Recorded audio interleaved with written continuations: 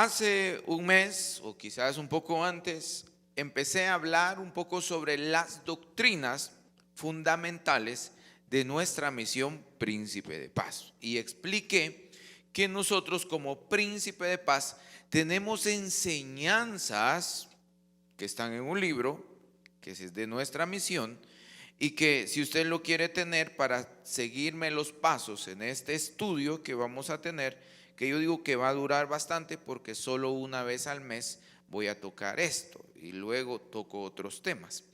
Entonces, hemos dicho que nuestra misión, o nosotros como Príncipe de Paz, al igual que muchas iglesias y casi varias iglesias, tenemos nuestros fundamentos.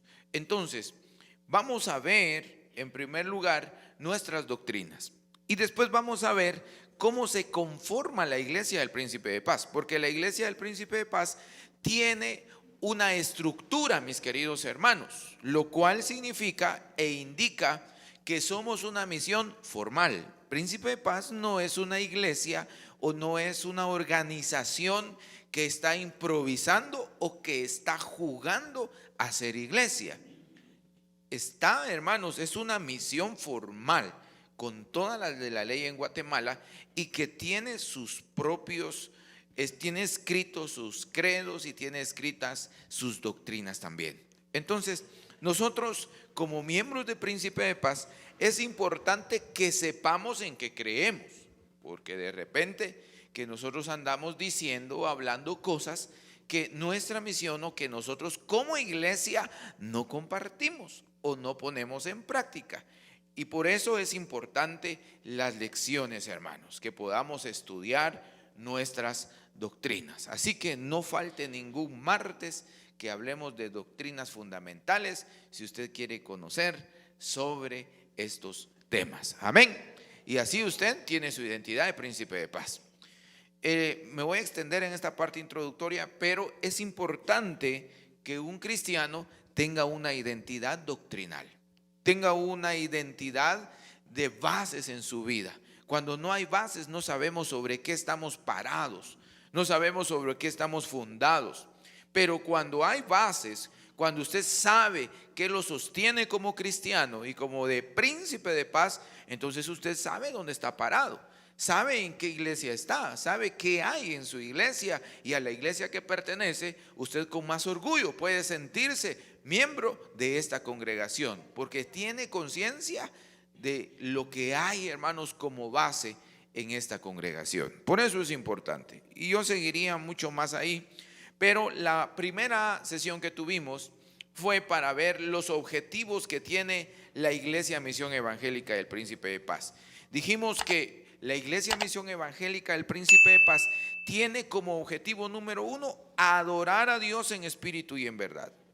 Objetivo número 2, instruirse debidamente en las doctrinas sagradas de la palabra de Dios para nuestro crecimiento. Se instruye, ¿sí? No somos una iglesia que no amamos la instrucción, amamos la instrucción. Entonces, adoramos a Dios en espíritu y en verdad, nos instruimos como hijos de Dios y en tercer lugar, difundimos el conocimiento del evangelio. En otras palabras, predicamos el evangelio. Esos son los 3 objetivos de Príncipe de Paz como iglesia en Guatemala. Adorar al Señor en espíritu y en verdad, se forma en la palabra del Señor y anuncia la palabra del Señor. Esta noche vamos a definir qué es doctrina, porque a veces confundimos la palabra doctrina con otras cosas, pero hoy vamos a definir a qué nos referimos con doctrina. Si yo le pregunto a usted qué es doctrina para usted, ¿quién me diría? ¿Hay un valiente que me diría algo? ¿Qué es doctrina para usted? Cuando oye la palabra doctrina, ¿qué viene a su mente? ¿Quién quiere hablar? Reglas, dice el hermano. Muchas gracias. Reglas. ¿Quién más? Cuando hablamos de doctrinas es interesante. Doctrinas es igual a reglas, dice el hermano. ¿Quién más? Orden. Muy bien. Doctrinas es igual a reglas, es igual a orden. ¿Quién más? ¿Qué son las doctrinas? Cuando usted piensa en doctrinas, ¿qué es lo que viene a su mente? ¿En qué piensa cuando dice doctrinas? Todos pueden hablar, hermano, hombres y mujeres.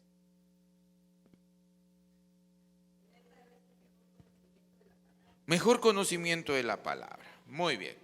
Bueno, muchas gracias por su participación. Vamos al objetivo. Lo que queremos esta noche es que usted, como creyente y discípulo de Cristo, entienda y aplique correctamente la doctrina bíblica. Que se aplique correctamente. Entonces, voy a la introducción. La palabra doctrina, y las veces que aparece en el Antiguo Testamento, se traduce en términos que denotan o que significan lo que se ha recibido o lo que se ha oído. Entonces yo quiero que le preste atención a esto. Cuando vamos al Antiguo Testamento, el significado de la palabra que se usa para doctrina hace referencia a aquello que se ha recibido o que se ha escuchado. Entonces voy a regresar un poquito. En el Antiguo Testamento, la mayoría de veces o en muchas ocasiones, la palabra de Dios o el consejo de la palabra se transmitía verbalmente. No estaba todo escrito, se contaba.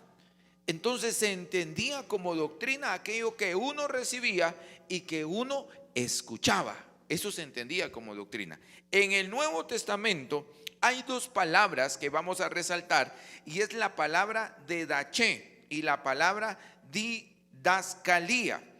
Estas dos palabras tienen su raíz en el verbo enseñar. ¿En qué verbo tiene su raíz? En el verbo enseñar.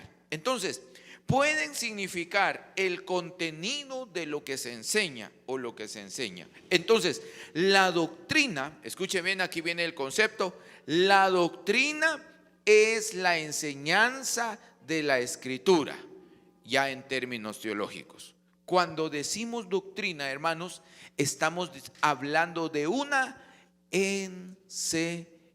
¿De qué estamos hablando? De una enseñanza de la palabra del Señor. Entonces, si usted, esa palabra doctrina como que hasta duele, hermanos, porque durante muchos años lo hemos usado mal. Hemos usado mal la palabra. Y entonces, cuando oímos doctrina, hasta nos da un poco de dolor de cabeza y decimos nosotros, tan fea esa palabra, porque la sentimos como carga. Algunos, cuando se les habla de doctrina, sienten que es una carga. Entonces cambiemos, si usted quiere, cambiamos, no decimos doctrina, sino vamos a decir la enseñanza, porque la enseñanza ya suena más bonita. Ya no suena, ya cuando dicen una doctrina, es la enseñanza de la palabra del Señor. Entonces podemos decir las enseñanzas de la palabra del Señor. Y eso es lo que queremos ver. ¿Qué cosas nosotros en Príncipe de Paz consideramos como enseñanzas de la palabra del Señor? ¿Dicen amén los que se van a dormir ya? Bueno, pregunta, ¿qué es una doctrina entonces? Es una enseñanza de la palabra del Señor. Así de fácil. Una doctrina es una enseñanza de la palabra del Señor. Muy bien, voy a avanzar. Número 1, en la Escritura solo hay dos clases de doctrina. ¿Cuántas clases de doctrina hay? Dos. Podemos clasificar las doctrinas en dos, en toda la Biblia. Aquí se está poniendo bueno esto, ¿verdad? Aquí se va a ir el sueño. En la Biblia hay miles de enseñanzas o hay miles de doctrinas, como ya dijimos. La Biblia enseña muchas cosas. En otras palabras, eso es lo que quiero decir. Cuando digo que hay miles de enseñanzas, estoy diciendo que en la Biblia aprendemos muchas cosas. Hay miles de enseñanzas. Ahí ya suena bonito. Pero solo hay dos formas de clasificar todas las enseñanzas. Sí. Entonces, a estas dos formas se le da nombre. Aquí hay que traer cuaderno, hermanos. Se le da nombre: doctrina normativa y doctrina descriptiva. Repita conmigo: doctrina normativa y doctrina descriptiva. No oigo voces yo, solo susurros. A ver, así claro, hermano, así como habla, como da las instrucciones claras a su esposo.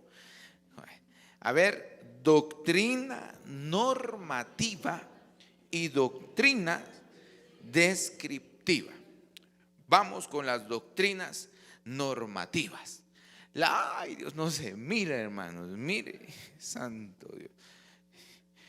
La doctrina normativa, escuche bien, es aquella que tiene base bíblica tanto en el Antiguo Testamento como en el Nuevo Testamento.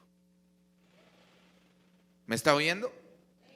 La enseñanza normativa, y cuando decimos que es normativa, la enseñanza que hay que llevar adelante de la Biblia, la enseñan en el Antiguo Testamento, pero también la enseñan en el Nuevo Testamento. Cuando una enseñanza solo aparece en un versículo en los miles de versículos de la Biblia, no es normativa, porque solo apareció en un pedacito y a veces solo ocupa unas 5 palabras, hermanos, y ya no vuelve a aparecer en toda la Biblia. No es normativa. Esa es una doctrina descriptiva. La doctrina o la enseñanza normativa de la Biblia se enseña en el Antiguo Testamento y se enseña en el Nuevo Testamento. Yo le pregunto, ¿se habla de Jesús en el Antiguo Testamento o no se habla de Jesús en el Antiguo Testamento? Sí se habla, hermanos, y un montón de veces. Aunque el nombre no aparece como Jesús, aparece como Emanuel y muchas cosas, aparece como el Mesías, aparece como otros nombres, el Rey en los salmos mesiánicos. Desde Moisés se empieza a hablar de Jesús. En el Nuevo Testamento no digamos, después de que Jesús se va al cielo, todos los que escribieron siempre hablaron de Jesús. Entonces Jesús es una enseñanza de la Biblia. Y es una enseñanza de la Biblia porque está en el Antiguo Testamento y está en el Nuevo Testamento. ¿Me entiende que es una enseñanza normativa? ¿Sí? ¿Qué es una enseñanza normativa? Una enseñanza que está en el Antiguo Testamento y que está en el Nuevo Testamento. Entonces, lo que está aquí, hermanos, es una lista de las doctrinas que nosotros como Príncipe de Paz creemos que la Biblia la enseña a lo largo de sus páginas. O sea, no solo está en un lugar, está a lo largo de sus páginas. Y ahorita no me voy a dedicar a explicar cada una de ellas, solo voy a leer la lista, ¿sí? Solo voy a leer la lista. Hermano, si no se me olvida, se lo voy a mandar al grupo de WhatsApp, le voy a mandar esta presentación. Si no se me olvida, mejor recuérdeme usted, por favor. Escríbame un mensaje: pastor, yo quiero repasar la enseñanza del martes, pero usted no ha mandado nada. Regáñeme, hermano, porque no lo he mandado. Entonces yo voy a decir, ay, sí, qué pena, voy a mandárselo al hermano. Entonces yo se lo mando. Entonces, si no se me olvida, ya sabe, hermano, este cerebro que está ocupado en muchas cosas y entonces no le atina a veces. Entonces, mire pues, tenemos 17 doctrinas que por lo menos nosotros como Príncipe de Paz consideramos que están en el Antiguo Testamento y que están en el Nuevo Testamento. Número 1, doctrina acerca de la Biblia o Escritura. Esa es la doctrina, la enseñanza número 1. En el Antiguo Testamento, la palabra de Dios habla de ella misma como revelada por Dios. En todos los libros, que Dios está hablando y que la palabra de Dios, bueno, valga la redundancia, es palabra de Dios. ¿Sí? En el Antiguo Testamento se ve así: vino a mí palabra de Jehová. Jehová me dijo que escribiera. Jehová me dijo que esto. Luego vemos y dice Jehová esto. Los salmos y todo eso, hermanos, contienen y dicen: la palabra de Dios es esta. La palabra, yo quiero guardar tu palabra en mi corazón. Tu palabra me guía, tu palabra esto, tu palabra aquí. Entonces en el Antiguo Testamento encontramos muchos versículos que hablan de la palabra de Dios como palabra revelada y que nos sirve a nosotros, los hijos de Dios. Y en el Nuevo Testamento no digamos, porque el mismo Jesús utilizó y dijo, así como dijo Moisés, así como dijeron los profetas, así como dicen las escrituras. Jesús, hermanos, se refirió a todo el Antiguo Testamento, habló del Antiguo Testamento como palabra. Entonces, para nosotros, acerca de la Biblia, la enseñanza sobre la Biblia es importante, porque la Biblia misma habla de ella en el Antiguo y en el Nuevo Testamento. Número 2, doctrina acerca de Dios. En el principio creó Dios los cielos y la tierra. Se va a Apocalipsis usted y va a encontrar que Dios gobierna al final en la eternidad. Se va a la mitad, va a encontrar a Dios siempre presente ahí. Se va con los profetas, ahí está Dios. Se va con Jesús, ahí está Dios. Se va con los apóstoles, ahí está Dios. Dios está presente en todos los libros de la Biblia. Entonces es una enseñanza de la Biblia. Ahí ya le vamos atinando a lo que es una doctrina normativa, ¿verdad, hermanos? ¿Le está gustando o no? Hasta el sueño se le fue, hermano. Muy bien, doctrina acerca de Jesucristo, ya dijimos. Eso lo dije al inicio, ¿verdad? Que Jesús está desde el inicio hasta el final. A Jesús se le menciona en todos los libros de la Biblia, casi, no en todos exactamente, pero casi. Una gran parte del Antiguo Testamento habla de Jesús como promesa. Una parte, 4 evangelios de la Biblia hablan de Jesús, hermanos, como el cumplimiento de la promesa del Antiguo Testamento. Yo quiero que le preste atención a esta enseñanza de la Biblia, porque todo el Antiguo Testamento está prometiendo la redención, la salvación para la humanidad. Jesús aparece, Mateo, Marcos, Lucas, Juan, 4 libros hablan de esa redención, del cumplimiento del Antiguo Testamento. Y luego Hechos de los Apóstoles, las cartas de los apóstoles siguen hablando, hermanos, de la redención que vino a cumplirse en Cristo. Entonces, una de las doctrinas y enseñanzas más valiosas de la Biblia es Jesús como Salvador, porque Él es el centro. Unos dicen el centro, otros dicen la cumbre de la palabra de Dios, del propósito de la palabra de Dios. ¿Cómo se entiende eso? Que el Antiguo Testamento empieza aquí abajo y va revelando a Jesús, lo va revelando. Y cuando llegamos aquí al inicio del Antiguo Testamento está Jesús. Después empieza a bajar otra vez. En lo alto está Jesús.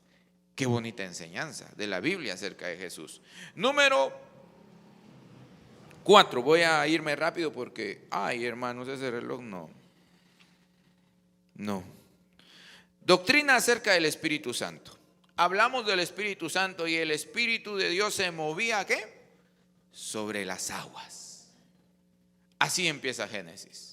El Espíritu de Dios vino sobre Sansón, vino sobre David, vino, hermanos, sobre Moisés, vino sobre Saúl, estuvo el Espíritu Santo ahí con los profetas. El Espíritu Santo siempre ha estado ahí. Y la Biblia habla del Espíritu Santo. En el Nuevo Testamento habla del Espíritu Santo con Jesús. Cuando Él se va a bautizar, viene el Espíritu Santo. Y es más, después que Jesús regresa al cielo, la Biblia nos dice, viene el Consolador para quedarse con ustedes. El Espíritu Santo está con nosotros, nos acompaña en este tiempo. Entonces el Espíritu Santo es una enseñanza bíblica, porque está en toda la Biblia. No solo está en un lugarcito. Sigamos. La doctrina acerca de los ángeles, ese es otro tema, hermanos. Hay ángeles en el Antiguo Testamento, hay ángeles en el Nuevo Testamento. Hay ángeles desde allá atrás, hermanos, ángeles que subían, ángeles que bajaban, pero era la gloria de Dios. Hasta canto hicieron eso, hermanos, los ángeles que subían y bajaban. Hay muchos versículos y libros que hablan de ángeles en el Antiguo Testamento. Sí. Hasta estudio hay, angeología se llama, fíjese usted. Ese es el estudio de los ángeles. Unos se han atrevido a hacer estudio de los ángeles y decir vamos a estudiar a los ángeles en toda la Biblia. Entonces hay libros que hablan de ángeles, fíjense ustedes, sus nombres, los querubines, los serafines, los mensajeros, los no sé qué, los aquí y allá. Entonces hay libros que hasta han escrito, porque la Biblia habla mucho de ángeles. Sí, que lo hayan escrito bien, no sé. No he leído, de veras que no he leído mucho sobre eso, le cuento. Soy honesto aquí y a nuestro público que nos está viendo saber dónde. Muy bien, la otra enseñanza es el de la salvación. La Biblia habla de la salvación desde el primer momento, desde que el hombre cae, desde que el hombre peca, se viene hablando de salvación en la Biblia. Y se habla de salvación hasta Apocalipsis. Sigo. Doctrina acerca de la condenación. También, hermanos, la condenación, el Salmo dice, habla del Hades, del lugar de tormento, el lugar donde van los muertos. Hay una separación, dos lugares diferentes de descanso, o el Hades. También hablamos de la doctrina de la iglesia. La iglesia, la palabra, ahora le voy a decir por qué iglesia. La palabra iglesia es una palabra que viene de un griego eclesía. Eclesía es como un llamamiento de grupo, ¿sí? De eclesía, como una asamblea, es como llamar a un grupo. Y en el Antiguo Testamento no se usa la palabra iglesia, pero siempre, por ejemplo, cuando el Señor le dice a Moisés, convoca a mi pueblo, dile que se reúna, eso es eclesía. Que se junten, eso es eclesía. Perdone que me emocione hablando de esto, pero este es mi trabajo. Entonces, dile al pueblo de Israel que se junte. Entonces, esa palabra que se junte, esa acción de juntarse, es la idea que da eclesía, de juntarse. La iglesia es una comunidad que se reúne, eso significa iglesia. Es un grupo de personas que se juntan porque hay un llamado y se juntan. Entonces le dice, yo voy a descender sobre el monte Sinaí y quiero que me juntes a la gente, que se congreguen, que vengan, que se reúnan, porque yo voy a descender en medio de ellos. Entonces desde ahí está eclesía, hermanos. Y en muchos momentos el Señor le decía a Moisés, reúneme al pueblo, reúneme al pueblo, reúneme al pueblo, háblale al pueblo, me lo tienes que reunir. Esa reunión es la idea de eclesía. Somos iglesia porque nos reunimos. ¿Sí? ¿Alguien está aprendiendo algo? Vaya. 9. Doctrina acerca de la resurrección de los muertos. Eso está en toda la Biblia. La Biblia nos enseña de la resurrección de los muertos en muchos lados, hermanos. ¿Sí? Avanzo. Doctrina acerca de la fe. Por la fe Enoc, dice, fue levantado sin haber visto muerte. Por la fe Abraham, por la fe fulano, por la fe Noé, por la fe sultano, por la fe. La fe es una enseñanza bíblica. La fe está en toda la Biblia. ¿Está de acuerdo conmigo? Muy bien, siguiente. Doctrina acerca del sufrimiento. Este es un poco serio ese asunto del sufrir, pero realmente, hermanos, el sufrimiento está en toda la Biblia. ¿Sufrió el pueblo de Israel o no sufrió? Sí. Sufrieron los reyes, sufrió la gente. En la Biblia usted va a encontrar el tema del sufrimiento muy presente. Siempre va a encontrar que hay sufrimiento en la humanidad. Hay sufrimiento. Y lo va a encontrar hasta el Apocalipsis, la gran tribulación, la gente sufriendo, la gente aquí, esto y lo otro. Va a encontrar sufrimiento. Jesús enseñó sobre el sufrimiento. En el mundo tendréis aflicciones. El hermano en su alabanza decía, pero el Señor ha prometido, he aquí, yo estoy con vosotros hasta el fin del mundo. Jesús habla de las aflicciones, de los sufrimientos. El sufrimiento es un tema que se menciona en la Biblia, pero no se menciona porque porque Dios no puede hacer nada, sino se menciona y lo que el Señor promete es estar con nosotros. Cada vez que usted encuentra sufrimiento en la Biblia, en sus páginas, usted va a ver que Dios está ahí. El pueblo está sufriendo y Dios se manifiesta. Alguien está sufriendo y Dios aparece. Alguien está ahí. El salmista, hermanos, los salmos, si usted lee los salmos hablan mucho de sufrimiento. Pacientemente esperé a Jehová y se inclinó a mí y escuchó mi clamor y me hizo sacar del pozo. ¿De dónde? ¿Cómo era ese pozo? De la desesperación. Sufrimiento, hermano. ¿Cuántos salmos no habla de sufrimiento? Muchos salmos. Entonces es un tema bíblico. Esto no es invento, está en toda la Biblia. Siguiente. Doctrina acerca de Satanás y los demonios. Nuevas doctrinas, nuevas enseñanzas o nuevos intérpretes han dicho que Satanás no es un ser así como nosotros lo pensamos. Los demonios no son tan así. Es algo que en algún momento se creó por ahí. Bueno, para nosotros se menciona Satanás y Satanás está ahí. En el Antiguo Testamento se habla casi no muy siempre de él, pero sí se enseña sobre él. Desde el inicio que el hombre cae, ahí está Satanás. Sí. Y hasta Apocalipsis, cuando ya es vencido, dice, ahí está Satanás, siendo derrotado por el bien. Doctrina acerca de la oración. ¿Para qué vamos a discutir eso, hermanos? Oración desde el inicio de la Escritura hasta sus últimas páginas, usted va a encontrar gente orando. ¿O no va a encontrar gente orando? Sí. Va a encontrar versículos sobre la oración, un montón. Siguiente, doctrina de la Santa Cena. ¿Dónde empieza la Santa Cena? Alguien que me diga, porque lo he predicado como 2 o 3 veces. ¿Dónde empieza la Santa Cena?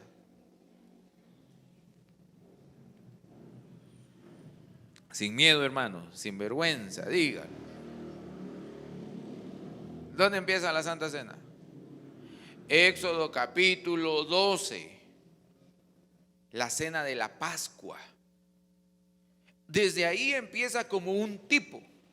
Le llamamos tipo a que el Antiguo Testamento tiene una acción que cobra sentido en el Nuevo Testamento. Y ya cuando se cumple se llama antitipo. Entonces en el Antiguo Testamento es tipo la Pascua, porque se sacrificaba un cordero, su sangre se utilizaba para algo y se comían la carne, sangre y carne del cordero. Cuando llegamos a Hebreos, cuando llegamos al Nuevo Testamento, Jesús en una cena de la Pascua dice, este es el nuevo pacto.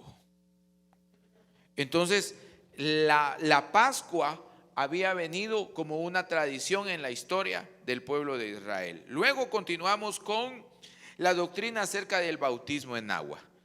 Juan bautizaba en agua, dice, por el bautismo de Juan, así se le llamaba, bautizaba en agua. Era una práctica común en el contexto de Jesús y posiblemente también en otros tiempos de la historia. La doctrina acerca del arrebatamiento de la iglesia, que la iglesia va a ser levantada, también es una enseñanza de la Biblia, que la iglesia va a ser trasladada. Y nosotros vemos a Elías, vemos a Enoc como 2 ejemplos de esa traslación, hermanos, que ellos sufrieron o que ellos vivieron, porque Enoc fue trasladado, dice la Escritura. Elías también se fue en un carro de fuego. Esto es algo para despertarlos. Estaban en una conferencia y entonces había un estudioso y dijo, miren, aquí hay una gran mentira en la Biblia, dijo, porque dice una historia que hubo un hombre que se llamó Elías y que el Señor se lo llevó en un carro de fuego para el cielo, pero nadie puede pasar el cielo, porque mientras más sube usted, más frío se pone. Y mientras más va subiendo, la presión es tan fuerte que usted ya no puede respirar. Y en medio de toda la gente se levantó algo y dijo, gloria a Dios, dijo. Y le quedaron, ¿y este loco qué? Ahora entiendo por qué se fue en un carro de fuego. Sí, pues, porque si se hace frío mientras más sube, Él dice, ahora entendí por qué fue un carro de fuego. Es solo una anécdota, ¿verdad, hermanos? Si no lo entendió, invíteme a un café y se la explico con manzana. Doctrina acerca de la gran tribulación. Algunos piensan que la doctrina de la gran tribulación no está en el Antiguo Testamento, pero sí está. Hay citas como en Jeremías capítulo 30 versículos 7 al 9, Amós 5, 18 al 20, Abdías 1, 15 al 16, Daniel 12, 1, hablan de la gran tribulación. Bueno, voy con la segunda parte. Ay, hermanos, quiero salir rápido de esto. Vamos, doctrina descriptiva. Está muy débil esa letra, ¿verdad? O usted ya no mira. ¿Qué piensa que es? ¿Sí? Está débil ahí, que no sé. O es usted o es la letra. Vaya.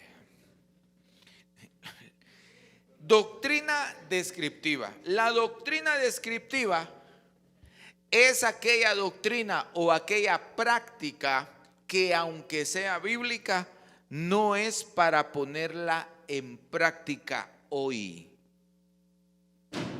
Dijimos que la Biblia tiene miles de enseñanzas, pero no todas las enseñanzas estamos obligadas o obligados a hacerlos hoy. Por ejemplo, ¿come usted oveja asada, panes sin levaduras? ¿Las come usted? No las come, ¿verdad? Pero el Señor le dijo, van a comer panes sin levaduras, van a comer hierbas amargas, pero ni con sopa Mahler se beben el macuy, hermano. Y Dios dio la orden, van a comer hierbas amargas. ¿Es una enseñanza o no es una enseñanza que se dio en la Biblia? Sí se dio en la Biblia, pero ya no es una enseñanza que aplique para nosotros. ¿Sí? Y no aplica para nosotros porque estuvo en el Antiguo Testamento en el pueblo de Israel. Pero Jesús ya no enseñó de eso. El apóstol Pablo ya no enseñó eso. La iglesia primitiva ya no hablaban de eso. ¿Sí? Entonces ya cambió el asunto. Ya no es aplicable para nosotros. Una enseñanza descriptiva. Y es aquí donde los hijos de Dios, bueno, esto está quedando, hermanos, grabado, se va a leer, se va a escuchar y ver, pues ni modo, ¿verdad? ¿Y qué podemos hacer? Pero es aquí donde los hermanos, por eso voy a delimitar con el respeto de nuestros, los que nos observan en nuestro canal. Por eso aquí, creo que los que estamos congregados y somos de Príncipe de Paz, tenemos que tener mucho cuidado. Es aquí donde se cometen los errores de enseñanza bíblica. Cuando se toman cosas de la Biblia, que la Biblia ya no nos exige a nosotros que tengamos que aplicarlas como enseñanzas normativas, y nosotros las convertimos en normativas. En el Antiguo Testamento era común construir un altar.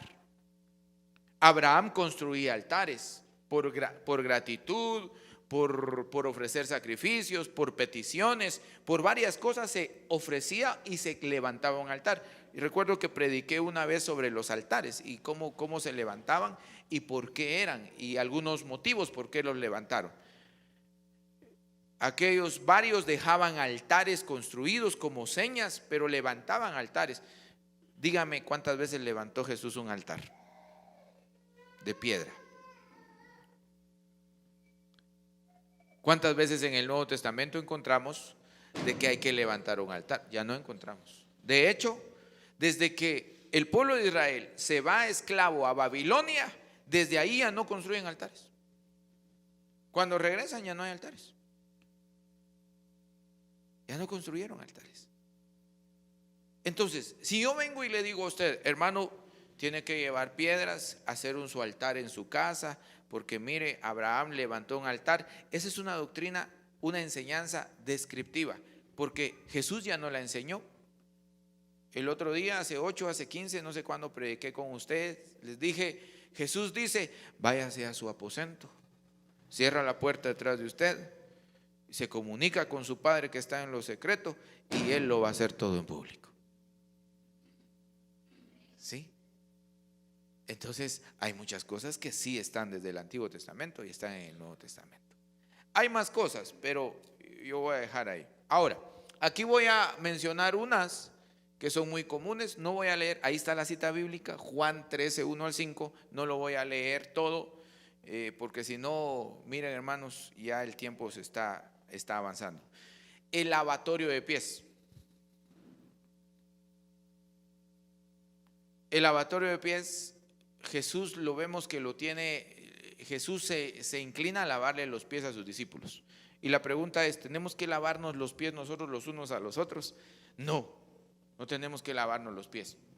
¿Por qué no, pastor? Número uno, porque el lavatorio de pies era una costumbre dentro de la gente que estaba alrededor de Jesús. Número dos, lavaban los pies los esclavos de la casa, no lo lavaba el dueño de la casa, no lavaba pies. ¿Qué? No se agachaba para lavarle el pie a uno.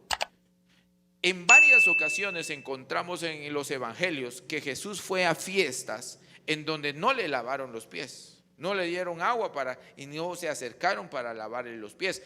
Era una costumbre, era una costumbre. Entonces, era una costumbre para lavarle el pie al invitado y entrar a la casa, porque sus pies venían llenos de polvo, porque pues usaban sandalias, venían de afuera. Entonces, cuando llegan y le lavan los pies, el que lava los pies, aquí el personaje clave es el que lava los pies, porque el que lava los pies es la persona más insignificante, perdonen esta palabra, pero así se entendía en ese entonces. Era la persona de menos valor de la casa. Y cuando Jesús se agacha a lavarle los pies a sus discípulos, Él está representando un acto de humildad y de servicio, porque Él se está poniendo a la altura de un esclavo. No sé si me entiende ahí. Si el esclavo era el que lavaba los pies, cuando Jesús se agacha a lavar los pies, ningún maestro lavaba los pies en el tiempo de Jesús. Ningún maestro. Pero cuando Jesús se agacha, hermanos, Él está diciendo: con esa humildad que yo les sirvo a ustedes, ustedes tienen que servir a otros, porque esa era una acción de servicio. Jesús no está diciendo lávele los pies al otro, porque en nuestra costumbre, nosotros ya no estamos acostumbrados a lavarle los pies a los invitados, que lo haga cada quien en su casa, ¿verdad? Pero en el tiempo de ellos sí era una costumbre y era importante. Nunca más se habla de lavatorio de pies. Jesús los apóstoles no encontramos más versículos que hablan de lavatorio de pies. No hay más. Entonces no es una enseñanza normativa. Ahí ya es cuestión de interpretación. Bueno, hay otras enseñanzas, solo las voy a mencionar. La ley, por ejemplo, del Antiguo Testamento, está la ley mosaica, Génesis, Éxodo, Levítico, Número, Deuteronomios. Ahí está la ley mosaica. Hay cosas que son parte de la ley que Jesús las viene a enseñar, porque Jesús dice: yo no vine a abolir la ley, yo vine a vivir la ley. Les vine a enseñar cómo se vive la ley, porque los hombres ya habían convertido la ley en una carga.